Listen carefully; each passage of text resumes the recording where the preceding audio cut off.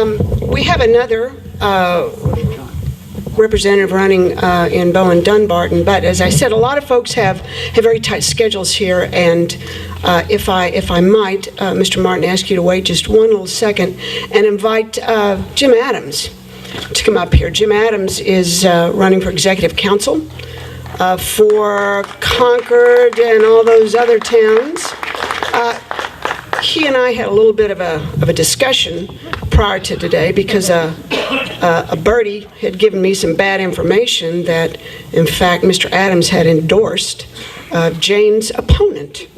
And after much pleasant discussion, he assures me that he never endorses anyone prior to a primary. So I'm going to hold you to that. And I'm going to introduce Mr. Adams.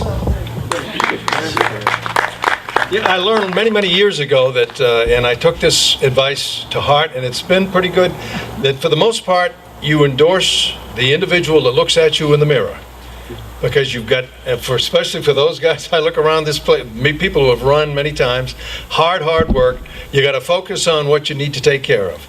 And I'm wishing all of the candidates the very best, because for the first time in a long time, we got a great cast of candidates, and I think that we can't really lose. So I'm hoping that the voters will say the same thing. But my name is Jim Adams. I come from Pittsfield, and everybody said, "Where's that?" Well, it's on 28. But it is the very end. It is the very end of the 4th district of the Executive Council, which goes from there right up 28, Manchester, Bow, Hooksett, all the way to Goffstown, Bedford, and it comes around Londonderry, and then it goes throughout Barrington, Lee, in that area. It's approximately 250,000 residents, and that's how they've divided the Executive Council into 5 supposed to be even sectors. And District 4 was the former district that was controlled or was well represented by Ray Wazorek for 12 years, and I'm very proud to say that Ray Wazorek is my campaign chair, and in fact, he was in the parade in Pittsfield yesterday cooking in the convertible, and he said, "You know, I didn't run again, so I wouldn't have to do this anymore." So I was very happy to have him join me.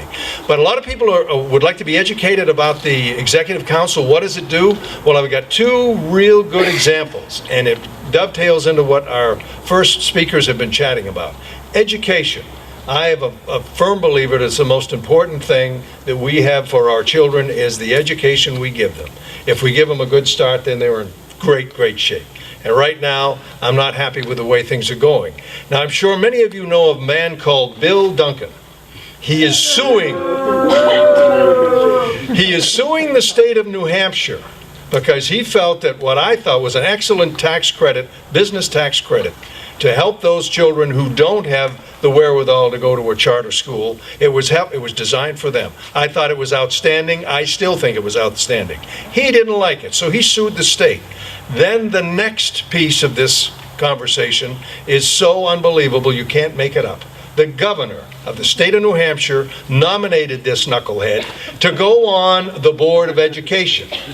Now, there's an important piece of this, and I asked Mr. Pappas this, and he had no answer for me. It seems that over the last 7 to 10 years, Mr. Duncan has given $29,000 to Democratic candidates throughout the state of New Hampshire. So I asked Mr. Pappas, is that now the running cost for a seat on the Board of Education? And the reason I asked that is because the Executive Council approves that nomination. And if I were sitting there, Mr. Duncan would still be sitting in court. He would not be on your Board of Education. Fast forward to this last Wednesday.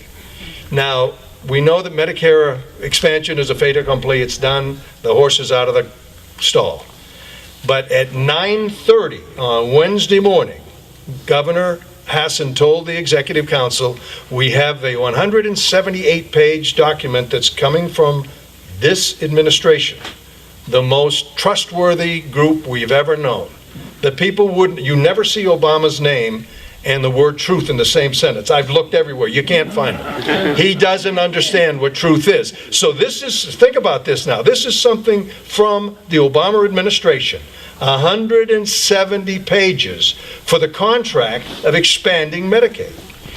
So Chris Sununu puts his hand up, one of the only of the two Republicans on that board, the council. He said, how about we table this so we can all have a chance to read it? And Hassan says, no, there's nothing in there. And Sununu said, what about if on page 179, if it says, if the deficit jumps to 18 trillion, then the state of New Hampshire is on the hook for the 300 million. Oh, it's not in there. My question is how does she know? Because like Ms. Pelosi, and Mr. Pappas went right along, he said, I will give I make the motion that we have a 15-minute recess so Mr. Sununu can read this bill. 95 pages. Obviously, it didn't happen. They voted it through, and I sent out a news break stating that, this is unacceptable. Is this now Pelosi, Hassan politics? I mean, we'll read it later. That's exactly what they've done. And if I were the three and on the executive council, the governor has to count to three. If they don't have three, they don't get what they want. If I were on that council, that wouldn't have gone through, because I would have wanted to read that thing. And that's what I will do for you. I will read these contracts. I will make certain that if a judge is against the Second Amendment, he doesn't get my vote. I will also make certain that if the judge says, I believe that the Constitution is a living, breathing document, well, he's dead on arrival, because I won't vote for him either. I will do what is the right thing, not the politically popular thing. And I would love to have your support on September 9th. You folks are going to be the ones that make the difference. Some of you don't live in the district, but we've got to get 3 counselors to stop the rampage. Thank you all very much.